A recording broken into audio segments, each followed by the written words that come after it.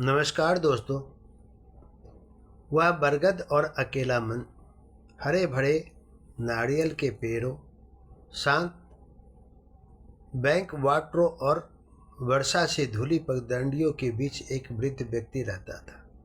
उसके चेहरे पर हमेशा मुस्कान रहती थी। जो भी उसे देखता यही समझता कि उसके जीवन में कोई दुख नहीं है। वह सुबह सूर्योदय से पहले उठता, मंदिर जाता, अपने खेतों और पशुओं की देखभाल करता और दिन भर लोगों की सहायता में लगा रहता था। लेकिन उसके मन के भीतर एक ऐसा सन्नाटा था जिसे कोई नहीं सुन पाता था। उसने अपना पूरा जीवन परिवार को संभालने में लगा दिया, बच्चों को पढ़ाया, संस्कार दिए, हर कठिन समय में ढाल बनकर खड़ा रहा। जब किसी की आवश्यकता होती वह सबसे पहले पहुंच जाता, लेकिन समय बदलता गया। बच्चे बड़े हुए, धन, पद और सुविधाओं की दौड़ शुरू हो गई। धीरे धीरे उसने महसूस किया कि लोग उसकी बात सुनते तो हैं पर समझते नहीं। सम्मान के शब्द तो मिलते हैं पर सम्मान का भाव नहीं। जब भी वह परिवार को समझाने की कोशिश करता कि धन जीवन का साधन है, लक्ष्य नहीं है, तो उसकी बात को पुराना विचार कहकर टाल दिया जाता। शुरुआत में उसे बहुत पीड़ा होती थी। वह बार बार समझाता, बार बार उम्मीद करता, लेकिन हर बार वह निराशा की हाथ में आ जाता था। एक रात तेज बारिश हो रही थी। बाहर बादलों की गड़गड़ाहट थी और भीतर उसके मन में भी तूफान चल रहा था। वह घर के पीछे खड़े एक पुराने बरगद के पेड़ के नीचे जाकर बैठ गया। बरसों से वह पेड़ वहां खड़ा था। आंधी आई, तूफान आए, बारिश आई, धूप आई, लेकिन वह कभी गिरा नहीं। वृद्ध व्यक्ति उस पेड़ को देखता रहा और सोचने लगा, यह बरगद भी तो अकेला खड़ा है। इसकी छाया में सब आराम करते हैं, लेकिन कोई इसके दर्द को नहीं पूछता, नहीं समझता। इसकी शाखाएं टूटती है, पत्ते झड़ते हैं, फिर भी यह दूसरों को छाया देता ही रहता है। उसी क्षण उसके मन में एक ही गहरी बात उतर आई। उसे समझ आया कि जीवन में कुछ कष्ट ऐसे होते हैं जिन्हें शब्दों में नहीं बांटा जा सकता। हर व्यक्ति हमारे दर्द को समझ पाए यह आवश्यक नहीं।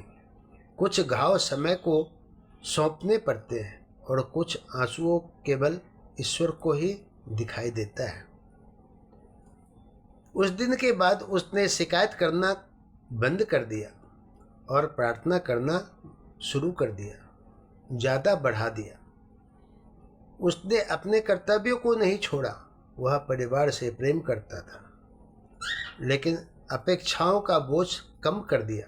धीरे धीरे उसके भीतर एक नई शक्ति जन्म लेने लगी।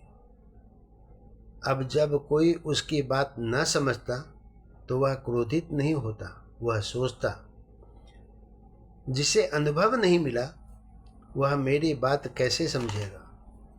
जब कोई बड़ों का सम्मान नहीं करता तो उसे दुख तो होता है, लेकिन वह जानता था कि जीवन स्वयं सबसे बड़ा शिक्षक है। समय बीतता गया। एक दिन परिवार पर कठिन समस्या आया। धन था लेकिन शांति नहीं थी, सुविधाएं थी लेकिन आपसी विश्वास नहीं था। तब सबको उस वृद्ध व्यक्ति की बातें याद आने लगी।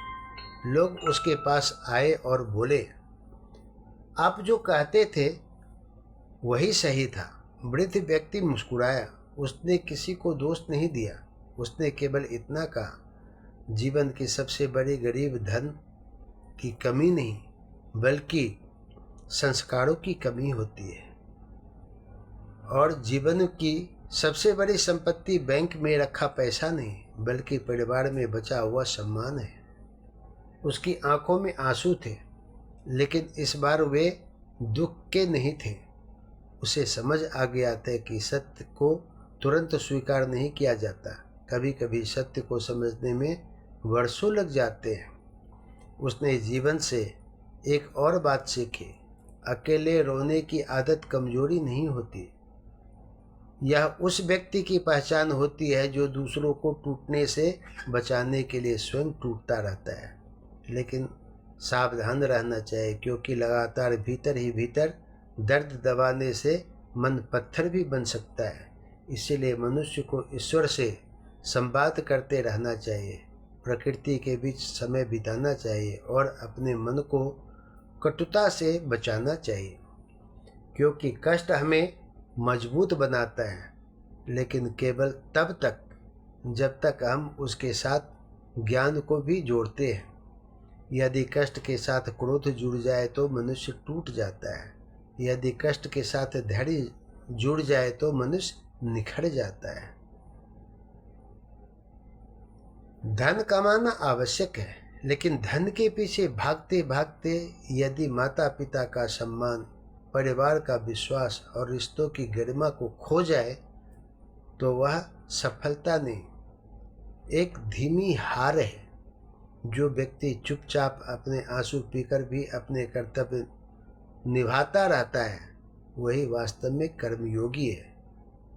याद रखिए, बरगद की तरह बनिए। लोग आपकी छाया का मूल्य आज भी समझे तो भी अपनी जोरों को मत जोड़िए,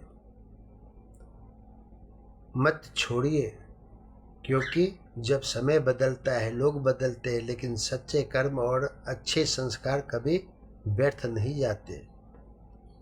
अकेलापन दुखद हो सकता है, लेकिन यदि उसमें धैर्य, प्रार्थना और सही कर्म जुड़ जाए तो वही अकेलापन मनुष्य को भीतर से इतना मजबूत बना देता है कि फिर